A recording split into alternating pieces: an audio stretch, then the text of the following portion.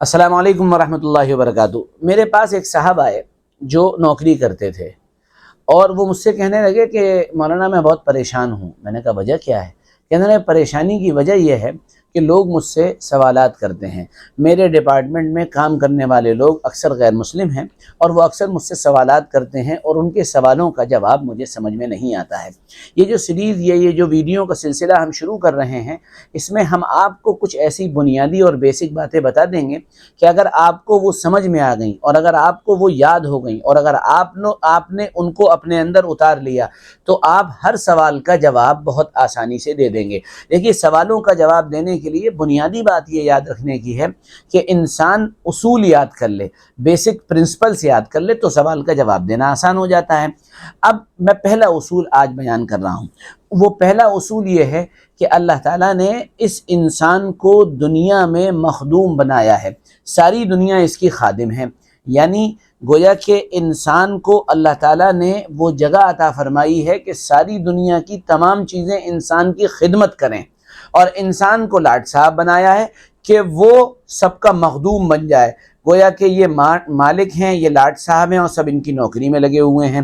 جب آپ نے یہ بات سمجھ لی، اسلامی اعتبار سے یہ بات آپ کو سمجھ میں آ گئی کہ آپ مخدوم ہیں، آپ کی خدمت ہوگی اور ساری دنیا آپ کی خادم ہے، تو یہ بات اپنے آپ سمجھ میں آ گئی کہ چاند، سورج، زمین، آسمان اور اس کے درمیان جتنی چیزیں ہیں، دریا، سمندر، یہ سب آپ کے خادم ہیں، آپ کے پیون ہیں، آپ کے نوکر ہیں۔ جب یہ سب آپ کے نوکر ہو گئے تو میرے بھائی، عقل مندی کی بات یہی ہے اور ساری دنیا اسے عقل مندی مانے گی کہ نوکروں کے سامنے ہاتھ نہیں جوڑا جاتا ہے، نوکروں کے سامنے جھکا نہیں جاتا ہے۔ سورج آپ کا نوکر ہے جو صبح نکلتا ہے اور آپ کو روشنی دیتا ہے، تو ہاتھ جوڑنے کی اس کے سامنے ضرورت نہیں ہے۔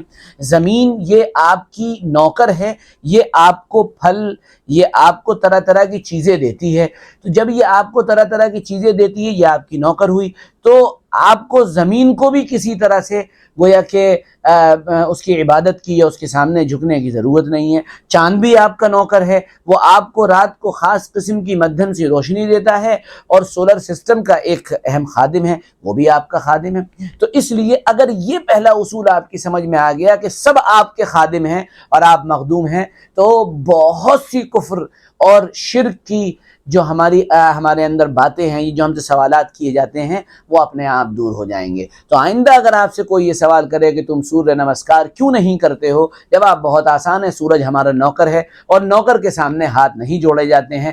ذرا کامن سینس کا بھی استعمال کریں۔ ڈی ایم صاحب اپنے جو پیون ہے اس کے پاس جائیں اور اس کو ہاتھ جوڑنے لگیں، اس کو نمسکار کرنے لگیں، تو پھر آپ خود ہی کہیں گے کہ شاید ڈی ایم صاحب کی عقل خراب ہو گئی ہے، ان کا دماغ خراب ہے کہ وہ اتنے بڑے ہوتے ہوئے اپنے نوکر کو ہاتھ جوڑ کر پرنام کر رہے ہیں یا سلام کر رہے ہیں یا اس کے سامنے نتمستک ہو رہے ہیں۔